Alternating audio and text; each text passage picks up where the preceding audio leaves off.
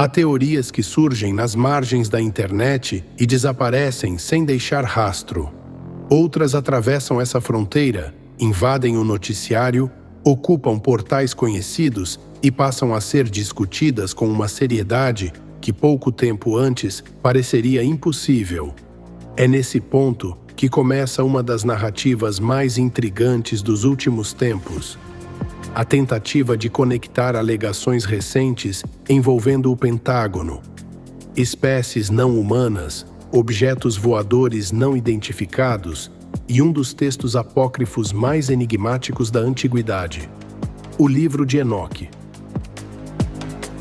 O ponto central não é transformar essa teoria em verdade científica, nem tratá-la como conclusão definitiva. O que está em jogo é entender como essa construção narrativa funciona, quais elementos ela reúne e por que ela tem chamado tanta atenção.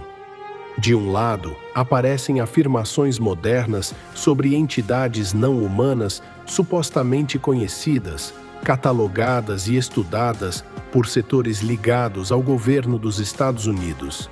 Do outro, surgem relatos antigos sobre seres poderosos que teriam descido à Terra, interferido na humanidade e alterado o curso da história antes do dilúvio.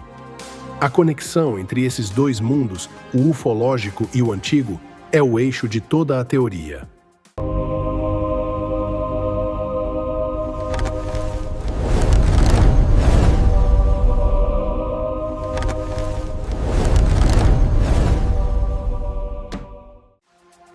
Parte 1. O fim do segredo. Durante décadas, o tema dos OVNIs permaneceu associado a fóruns, relatos isolados, testemunhos controversos e investigações paralelas. Mas em maio, o assunto ganhou outra dimensão quando grandes veículos de comunicação, como Tecmundo e Jovem Pan, passaram a noticiar alegações que, até pouco tempo atrás, seriam facilmente classificadas como ficção científica. A narrativa apresentada nesses materiais aponta para ex-oficiais, consultores e nomes ligados ao governo norte-americano que teriam conhecimento sobre a existência e a catalogação de espécies não humanas. E aqui surge o primeiro impacto. O debate deixa de girar apenas em torno de luzes no céu, imagens borradas ou fenômenos aéreos inexplicáveis.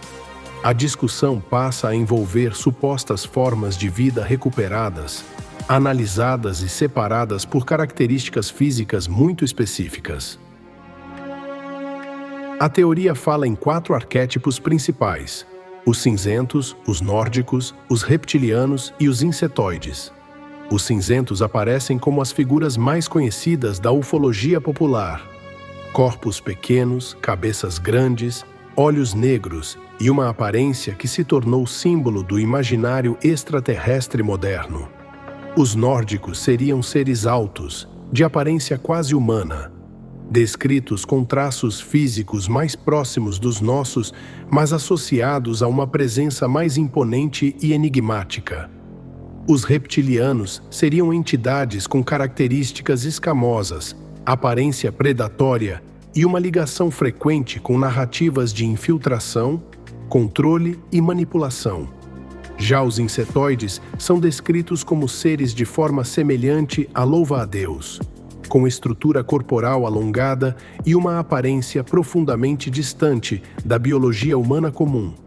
O que torna a teoria mais explosiva não é apenas a variedade dessas descrições, é o nível de detalhamento atribuído a essas classificações. A ideia de que diferentes entidades não humanas teriam sido reconhecidas e organizadas em categorias específicas muda completamente o centro do debate. Antes, a pergunta era: existem OVNIs?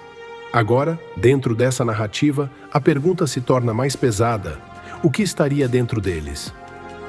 Parte 2. As 4 espécies e o paralelo antigo.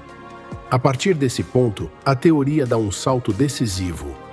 Ela deixa de olhar apenas para o céu moderno e passa a olhar para a história profunda da humanidade. A proposta é direta. E se essas entidades não forem visitantes novos, E se elas já estiverem presentes em registros antigos, mitos, textos religiosos e tradições esquecidas? É aqui que entra o livro de Enoque. No texto apócrifo, aparecem os chamados vigilantes. Eles são descritos como seres poderosos que desceram fisicamente à terra, chegando ao Monte Armã, e interferiram diretamente no destino humano. Eles não aparecem como observadores passivos. Não estão apenas contemplando a humanidade de longe.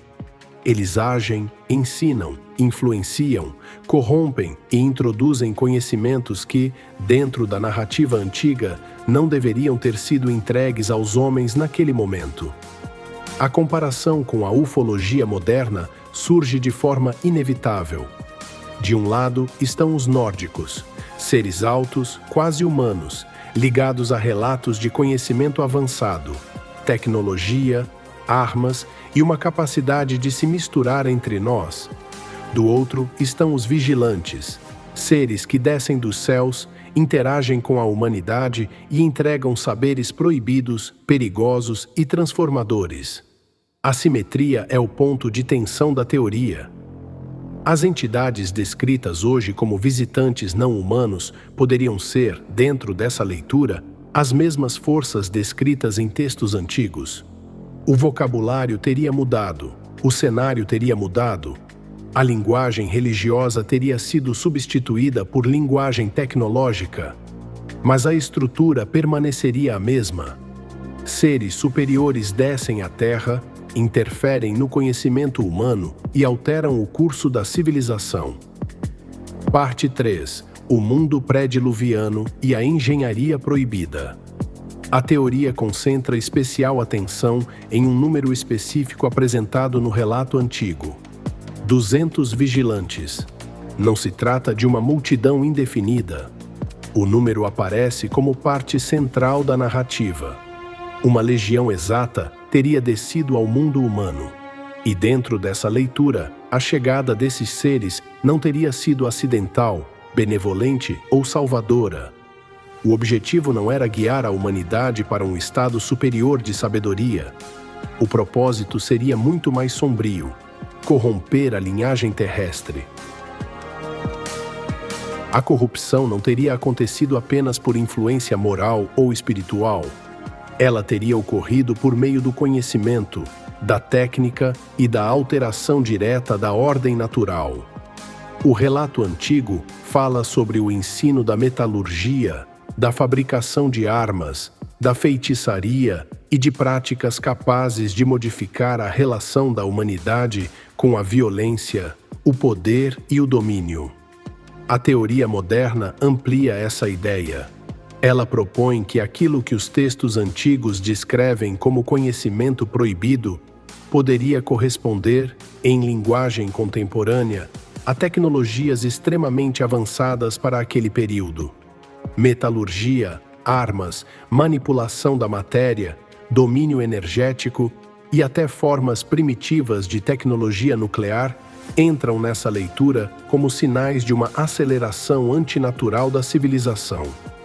A humanidade teria recebido ferramentas para as quais ainda não possuía maturidade espiritual, moral ou social.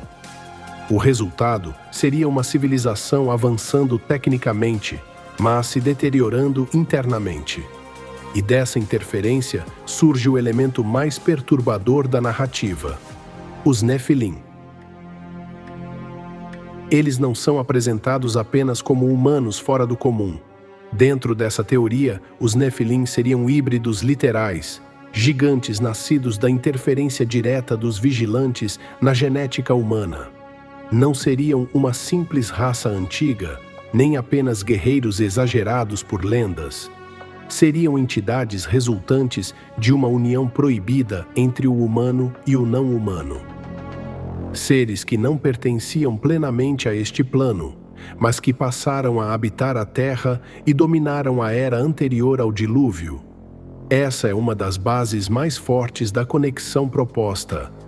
Os relatos antigos não estariam falando apenas de anjos caídos no sentido simbólico. mas de uma intervenção real, física e biológica no desenvolvimento da humanidade. A partir disso, a pergunta se torna inevitável. Se os OVNIs modernos representam tecnologia de altíssima performance, silenciosa, avançada e incompreensível, seriam eles uma manifestação contemporânea da mesma tecnologia associada aos vigilantes do passado? E se os avistamentos atuais não forem o início de algo novo, mas o retorno de algo antigo? Algo que já esteve aqui antes. Algo que teria sido interrompido pelas águas do dilúvio. Parte 4. A conexão interdimensional. Durante muito tempo, a imagem clássica do extraterrestre esteve presa à ideia de seres biológicos vindos de outros planetas. Criaturas viajando por distâncias cósmicas, dentro de naves metálicas, atravessando galáxias para chegar à Terra. Essa visão ainda existe, mas perdeu força em muitos círculos de investigação ufológica. A nova leitura é mais complexa e, ao mesmo tempo, mais inquietante. A teoria trabalha com a possibilidade de que essas entidades não sejam simplesmente habitantes de outro planeta, mas seres interdimensionais, entidades capazes de transitar entre realidades, assumir formas diferentes e se manifestar de acordo com o contexto cultural, espiritual e tecnológico de cada época. Em tempos antigos, seriam vistos como deuses, anjos, demônios, espíritos ou mensageiros celestiais. Na era moderna, aparecem como extraterrestres, entidades biológicas, tripulações de naves e inteligências não humanas. A forma muda. A função permanece. Esse é o ponto em que a ufologia moderna se aproxima da linguagem teológica antiga. As entidades interdimensionais descritas em relatórios e teorias recentes seriam capazes de manipular governos, induzir medo, controlar percepções e atuar por meio de tecnologias tão avançadas que parecem magia. A definição se aproxima da imagem dos anjos caídos, seres que não pertencem plenamente ao mundo humano, mas que interagem com ele de modo ativo, estratégico e enganoso. Dentro dessa construção, os vigilantes não teriam desaparecido em um passado remoto, nem estariam confinados a um submundo distante. Eles continuariam atuando, apenas sob uma nova roupagem. Antes eram interpretados pela linguagem religiosa. Agora aparecem revestidos de termos técnicos, fenômenos aéreos não identificados, inteligências não humanas, entidades interdimensionais, tecnologia de origem desconhecida. A mudança não estaria na natureza deles, estaria na forma como a humanidade moderna tenta explicá-los. Parte 5. Um novo campo de batalha. Se o governo de fato admitisse conhecer essas 4 espécies, isso não seria apenas um marco de transparência. Dentro dessa teoria, seria o início de uma revelação muito maior. Não se trataria apenas de confirmar que existe vida fora da Terra. A questão seria mais profunda. Confirmar que a realidade humana sempre esteve inserida em um conflito invisível, antigo e espiritual. O silêncio das instituições não teria sido apenas uma estratégia política ou militar. Ele existiria porque a verdadeira natureza dessas entidades seria difícil demais para ser revelada de uma só vez. Não seriam curiosos espaciais observando a Terra. Não seriam apenas cientistas de outro planeta estudando uma civilização inferior. Seriam forças imemoriais ligadas a uma guerra que atravessa eras, textos sagrados, impérios, religiões, governos e agora também a tecnologia. A revelação gradual dessas espécies, nesse contexto, funcionaria como um prelúdio, um primeiro movimento antes de algo maior. E é aqui que o livro de Enoque volta ao centro da narrativa. O texto antigo não seria apenas uma coleção de mitos esquecidos. Ele seria, para essa teoria, uma espécie de registro primitivo de uma realidade que a modernidade está começando a redescobrir por outros meios. Os nomes mudaram, os símbolos mudaram, os instrumentos mudaram, mas a pergunta continua a mesma. Essas 4 espécies mencionadas nas manchetes seriam alienígenas biológicos que cruzaram a galáxia em tecnologia avançada? Ou estaríamos diante de algo incomparavelmente mais antigo, mais sutil e mais perigoso? Algo interdimensional, algo espiritual, algo que a humanidade já conheceu antes, mas aprendeu a esquecer. A fronteira entre ufologia, teologia e história antiga se torna cada vez mais difícil de separar quando esses elementos são colocados lado a lado. O Pentágono, os relatos modernos, os arquétipos não humanos, os vigilantes, os Nefilim e o mundo pré-diluviano passam a compor uma mesma linha narrativa. Uma linha que não oferece respostas simples, mas levanta uma possibilidade perturbadora. Talvez o maior mistério não esteja apenas no céu. Talvez esteja no passado.